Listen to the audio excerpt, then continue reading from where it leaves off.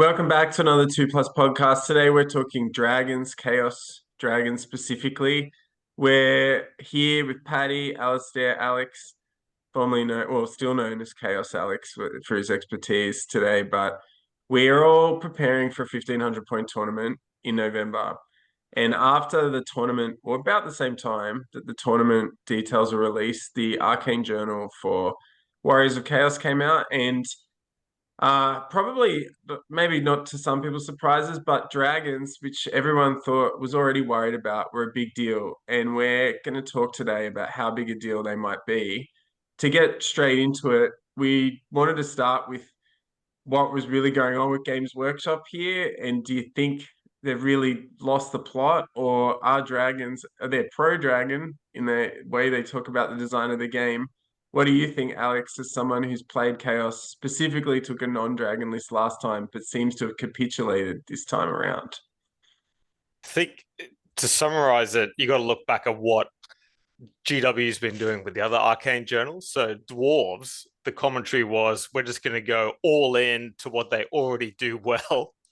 So what I think they've backed up here is to say, wow, Chaos is known and hated for bringing the big dragon. Let's just give them two more.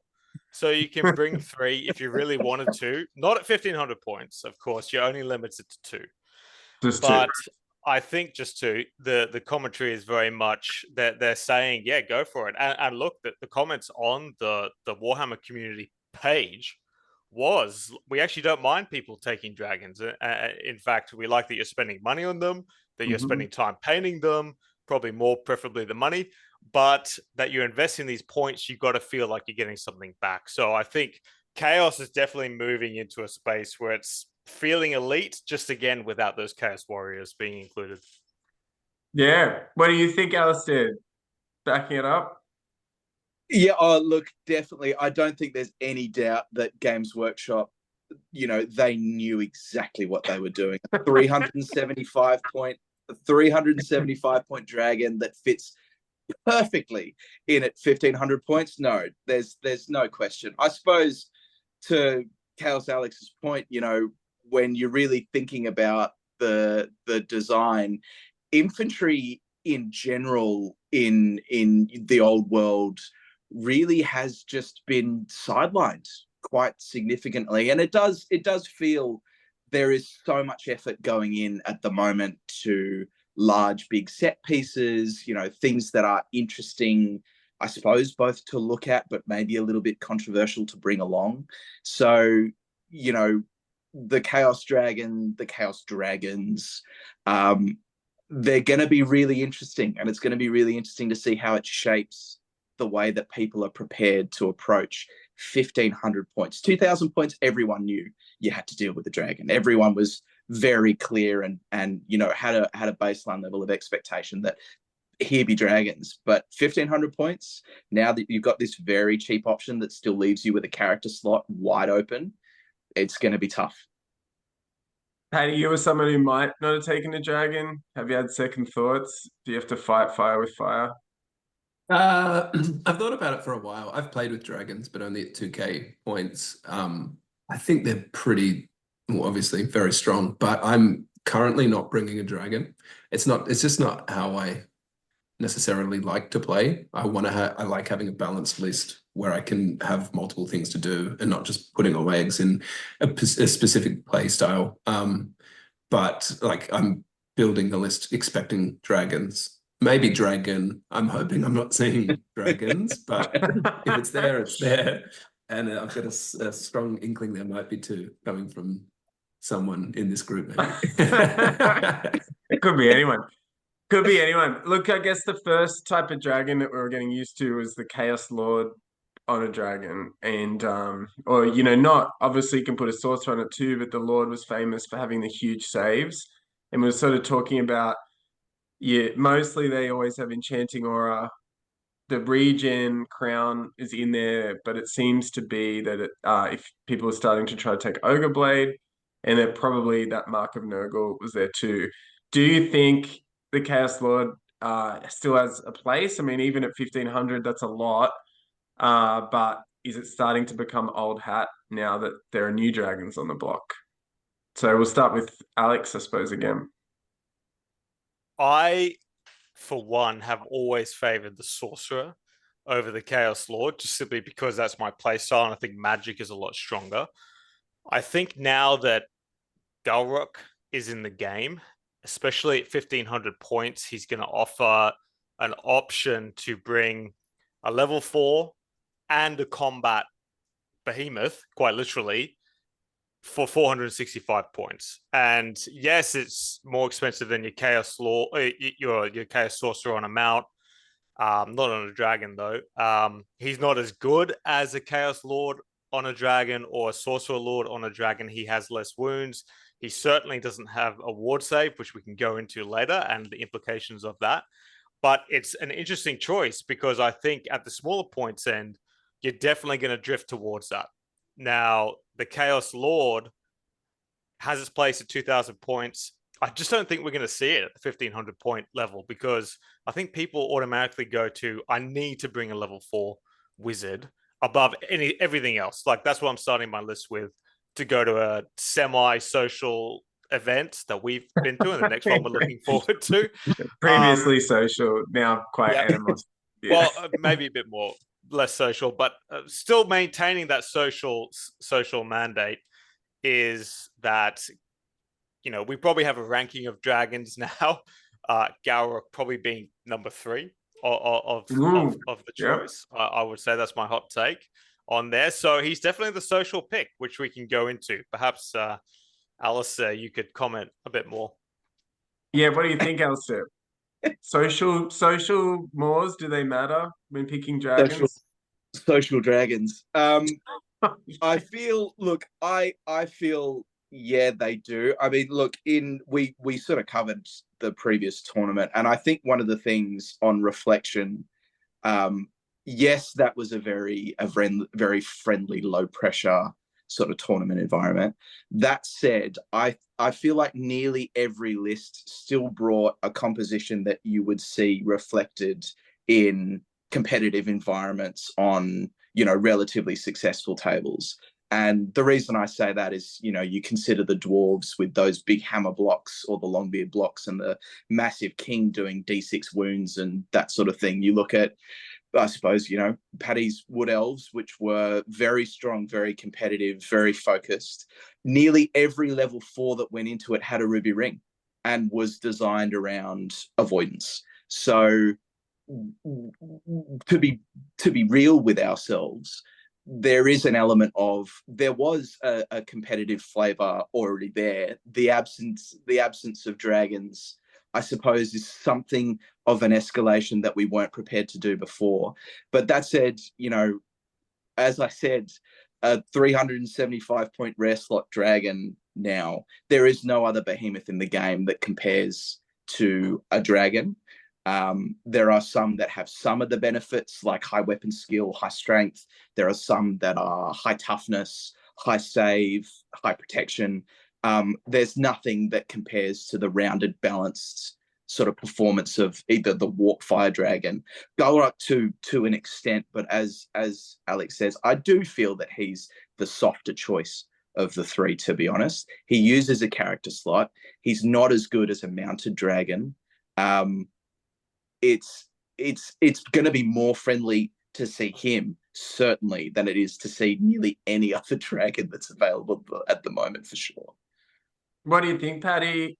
Is there such a thing as a sociable dragon? Is Galrock the friendly player's choice? I think so, without a doubt. Yeah, like he's not at that level of a Star Dragon or Chaos Lord dragon, or probably, like, definitely from what I can see, not even a Wood Elf dragon, to be honest.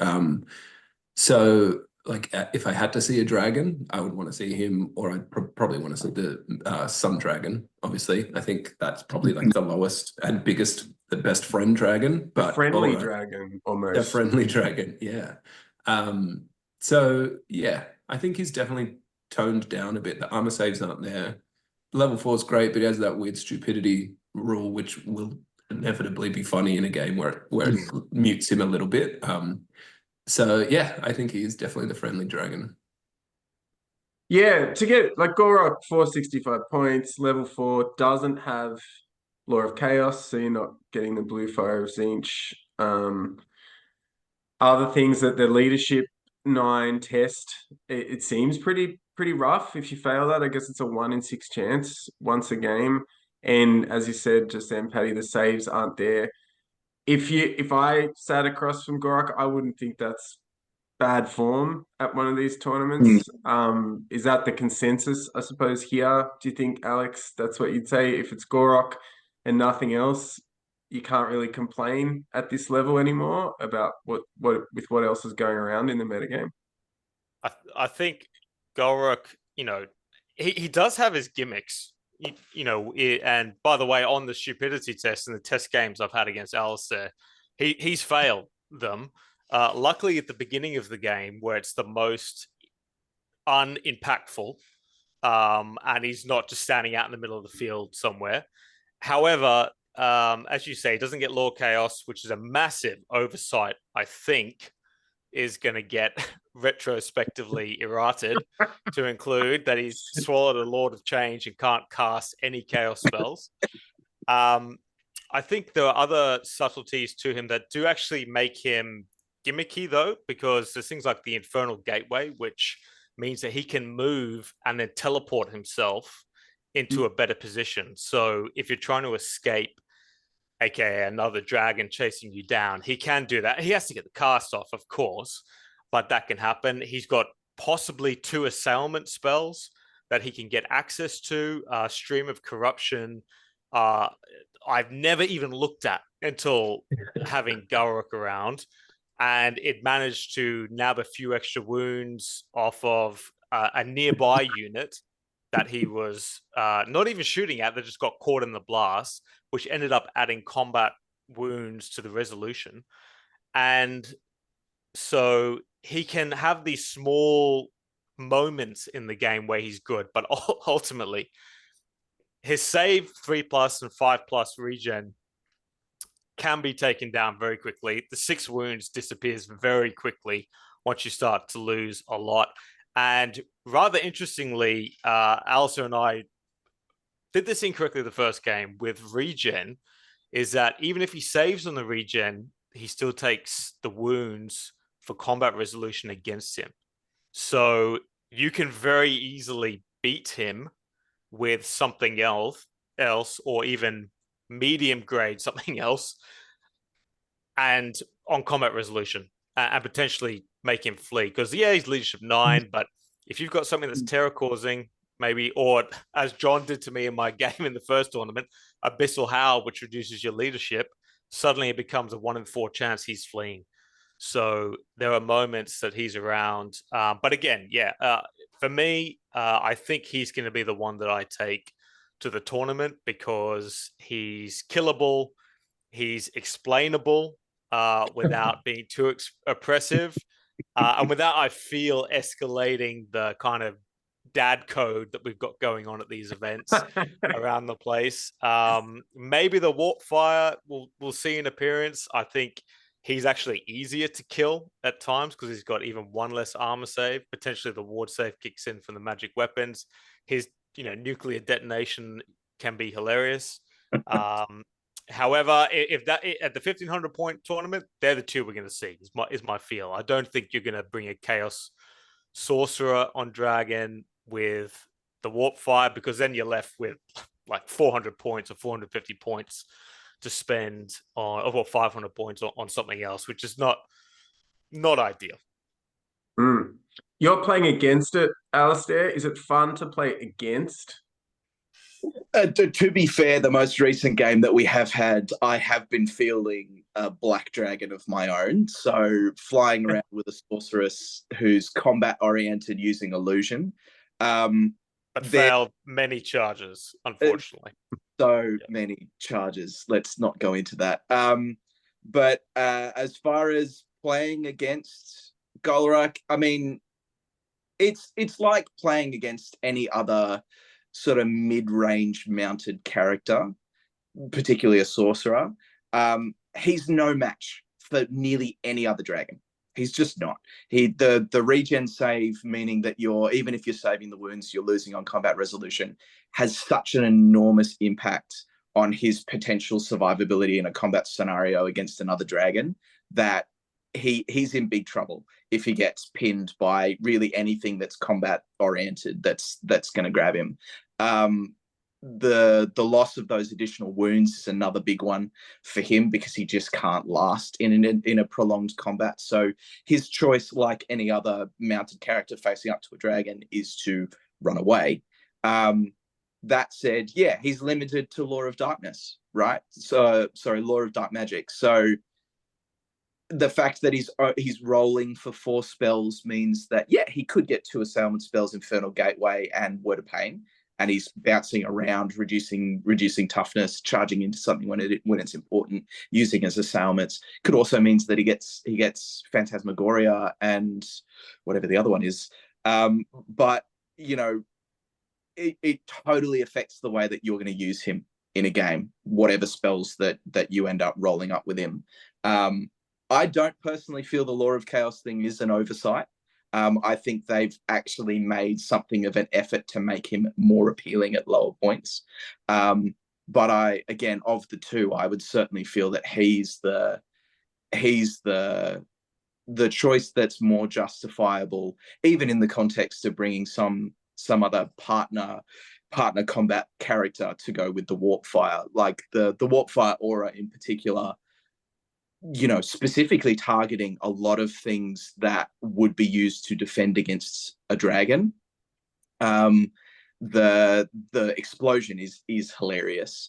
But you've got top tier dragon stats on that frame, and it's not a star dragon, it's not weapon skill 7, it's not, I don't even know whether it's strength 7, but I think it is. I think it's strength 6. So, but it's still initiative 4 base. It's still weapon skill 6 as well. Yeah. Weapon skill 6 got the two breath weapons that it can alternate between.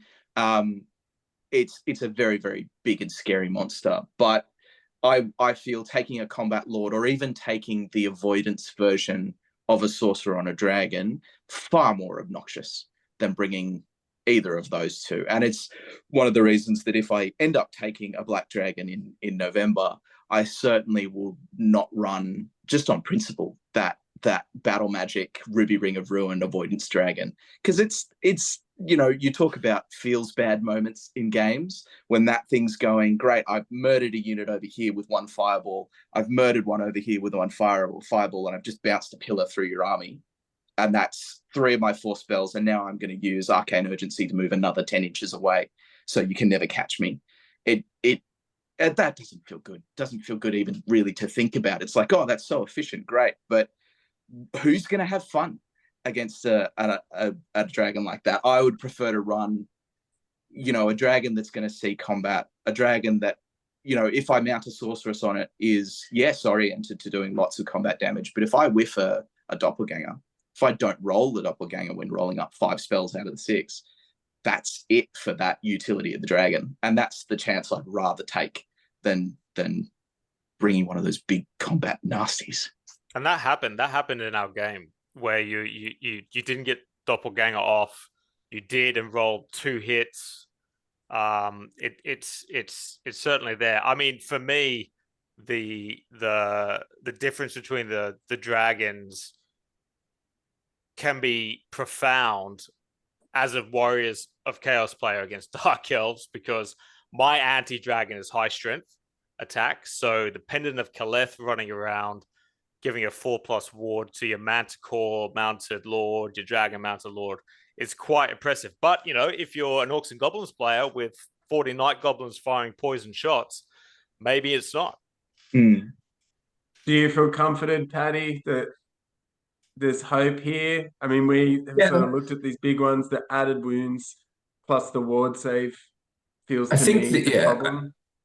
I think the guys nailed Golrak, almost maybe not far enough though, because is it possible that he's not actually a combat dragon? He's just a level 4 wizard that's a dragon.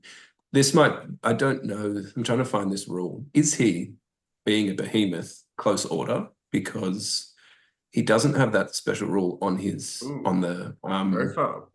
So is he skirmish basically because he's a character? I don't believe he's skirmish. But just check. We were wanting to check that too about the line of sight. But just on your combat, you definitely have to pick your targets, right? Like it's roll in. I think Gorik he fought some Cold One Knights, challenged out. That's an interesting mechanic with Gorik specifically, is he can challenge out somebody as a character. But you're not charging him into that hammerer unit with a dwarf lord, to tell you that, because he will be gone straight away. He's great at, again, providing that level 4 bubble, but clearing medium to light units. I would never put him into dragon ogres or anything like that, because he will just die.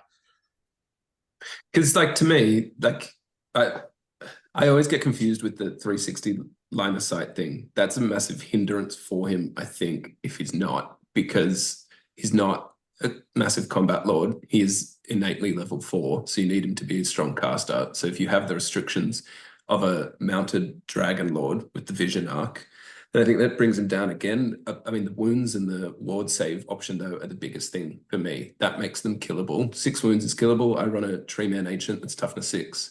Only a 4 up, 5 up, but can cast spells on him that give him a 5 up ward as well. So that makes him a little bit more durable. The regeneration point's a really big one as well, I think, because when you lose that combat res battle, then I don't know. Now that I'm being explained Golrak in game terms, I would welcome him. Not like the Golrak's bad. Golrak's bad. Don't worry, everybody. He's the social choice. He's not bad. He's social, but he's the social dragon for sure for me. I wouldn't be like, oh, who brings a bloody dragon to a 1,500 point tournament if I saw him. He's got stuff that's great, but he's definitely got his drawbacks. Yeah. Look, his breath weapon might be hilarious, right? Yes, I want to see that. He gets word of pain off on Chris's Mornfangs. They drop down and he deletes the whole unit, in one go.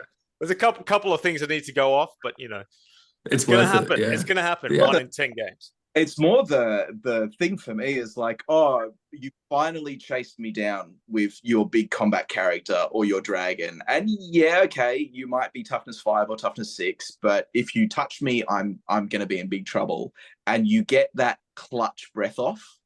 That's going to be the moment that you remember for the rest of your life with Golrak, is remember that big Pegasus Lord who was just about to come in on me and do 8 strength attacks and wipe me out, but I put him down to toughness 3. He failed the toughness test, and 300 and something points is gone. Like it's stuff like that.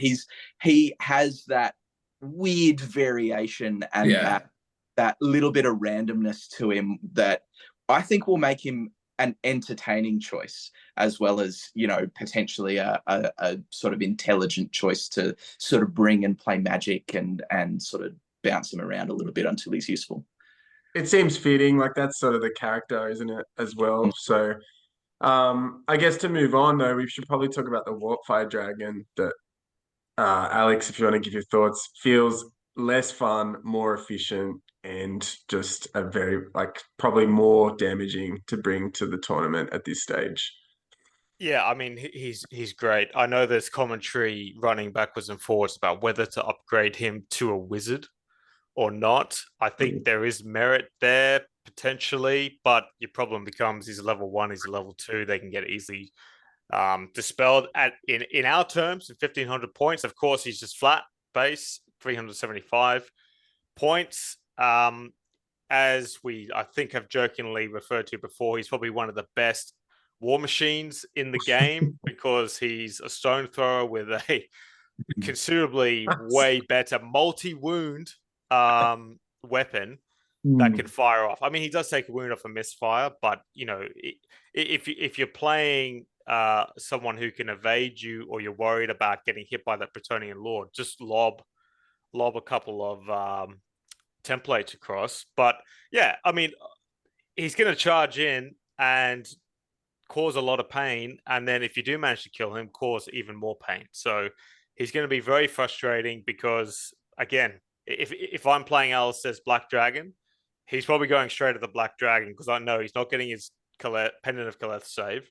And I could probably throw a couple of Dragon Ogres in with that or other units and just stack as many attacks possible and take out potentially 8 or 9 wounds with no ward save in there. No one else gets a ward save too, except for him on the strike back against magic weapons, which I think is going to be his real hidden strength, is that in a scene where we see so many ogre blades flying around, he's going to have that triple save. So, okay, it's going to be a 6 up, 5 up, 5 up, but you're going to That's take more that than all day. 50%. Yeah. Is that what you think, Alisdair? The combination of abilities you've mentioned before, they just seem so much more synergistic. Definitely, and I suppose it's as I mentioned. There is just nothing else that sort of compares at that level. I suppose the closest in terms of points is what the Dark Dwarf, the Chaos Dwarf, Iron Demon, which is however many points. I think it's gets over 300 when you add some things to it. Yeah. So you've got your equivalent there, but even that doesn't necessarily have the same potential to really counterplay that the Warp Fire Dragon does. And I think that's the thing that makes it a little bit off-putting, is that it has defenses against a lot of the tactics that you use. I think I said this before, you use to defend against a dragon. And beyond that, it is such a utility choice with the ranged attack, with the ability to get into close combat, with the choice that you can make to sacrifice it to get that explosion off if you're trying to pin 2 or 3 enemy units to get them in combat. Like it really does sort of taste a little bad to go, should something like this be available at 1,500 points? But it's just it's a really conscious decision to have it sit at that price point, to have it included at a lower points level. Do you think that, Paddy? What would you say? What's the summary? I mean, the points is interesting because it takes up your whole rare slot, right? It doesn't allow anything else, which means if you choose, like if you're coming up against Golrak, definitely you're either going to come up against a Shaggoth as well or a Warp Fire Dragon as well. I think both are bad. So I don't think the Warp Fire Dragon is broken. I think he's also kind of fun. I don't think he's unkillable. I don't think he's just going to, maim everything. So I'm like, of course, I don't want to see both, but Chaos kind of have this steer towards Golrak and, a big general and a big other thing. And I think that's kind of unavoidable. If it's the Warp Fire Dragon, I like stuff that explodes. It's fun. Rolling Timber on my Tree Man is like the funnest dice roll I can have in the game. And I've won it once and it did nothing. And that was a strength 5 hit into a dude that should have died and it did nothing. So hey, I'm here to see a dragon explode. If someone wants to throw it at me, that'd be fun. All right. Well, to wrap it up, we'll do the quick, on a scale of 1 to 10, how much is it not Warhammer? So if I do a quick round the table, 1,500 points, Chaos Lord on a dragon. Alex, out of 10, not Warhammer being 1 and 10 being, yay, we're playing Warhammer. At 1,500 points. 1,500 points. Bringing the big, bad Chaos Lord on a dragon in the context of our scene that we've got. Sydney Standard. I'd give it the Sydney Standard. Dad's having a great day out. Yeah. I'd give it a solid 3. Okay. And I play Chaos. Just plump it down. 2+, 3+, 5+, or Ogre Blade, Chaos Lord on a dragon, Alisdair. Is it Warhammer? Yeah, look, I don't know. To keep my answer short, this is the more we play it, the old world is really different to Warhammer Fantasy Battles in probably 6th, 7th, 8th edition. And because it is so different, I can't really fault you You're going take not 9? It Well, sounds no, like a look, 9. I'm not going to rank it super high. I'd probably give it a 4 or a 5. Ah, But okay. like, I don't Dad want. tax. Don't get me wrong. I don't want to play it, and I'll probably judge you a little bit. But am I really going to be that upset if you bring a Chaos Lord on a dragon and then make an effort with the rest of the army to make it different and interesting, and not just we're not gonna play Warhammer until I choose we're playing Warhammer. So yeah, a 4 or a 5 in the right context. I think that's pretty fair. Like, I'm not going to judge someone for bringing it. If they want to come and win a tournament, come and win a tournament. I think it's 5. I mean, it's a pretty high chance you're going to win that tournament and be very hard to beat. But I think a 5. Like, you can't.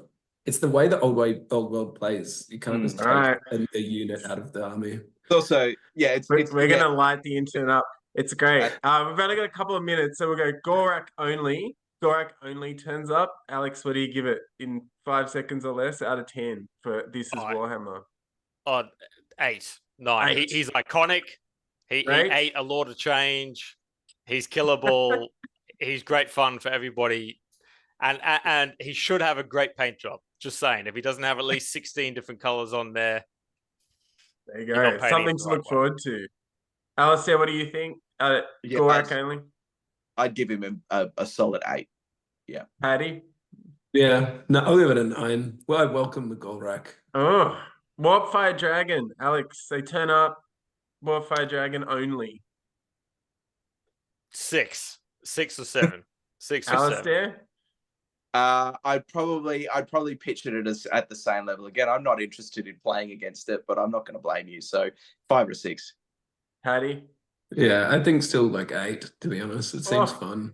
All right, last one. We've got a couple of minutes. Alex, any 2 dragons. You sit down. Legal army, including 2 dragons. So 3 units, including 2 dragons. At 1,500 points. First round.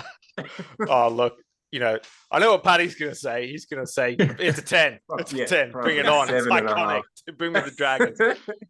Oh, it's got to be. It's got to be. If you want to be that guy, go for it. It's a 2 for me. I'm not bringing double dragon at 1,500 points because there's so much that's great about Chaos. You have other stuff to play in the list. Last minute. What do you give it? First round. -5. Paddy, you got the last 10. Yeah, no, I'll give it a 1. I think it's dumb. I think it's a 1. It's crap. 2 dragons at 1,500 sucks. I'm happy with one of the flavors, but all right. We'll wrap it there, but hopefully, I'm sure there'll be other opinions. Maybe we haven't done the maths right and get 3 in there. But thanks for listening or watching, and we'll let you know. You're going to hear about these lists later. I think there's going to be some dragons at least. So thanks again. Bye. So, cheers.